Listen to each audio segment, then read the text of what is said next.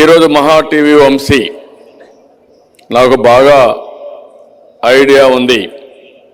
ఆయన్ని చూస్తే ఒక మామూలుగా ఆంధ్రజ్యోతిలో ఒక చిన్న రిపోర్టర్గా జాయిన్ అయ్యాడు.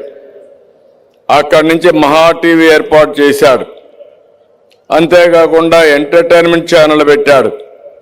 ఇవన్నీ చేసిన తర్వాత ఈరోజు మహాభక్తి ఛానల్ని ఏర్పాటు చేసి చరిత్ర సృష్టించాడు.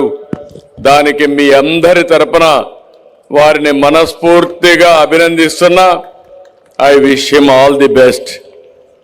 ఇది ఒకసారి చూస్తే ఓసారి చిన్న చిన్న వ్యక్తులు కూడా అసాధారణమైన శక్తివంతమైన శక్తిగా తయారయ్యే అవకాశాలున్నాయి.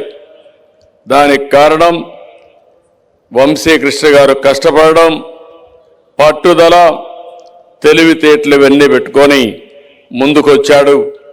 నేను చాలాసార్లు చూశాను. ఎక్కడ చూసినా భయం అనేది లేదు.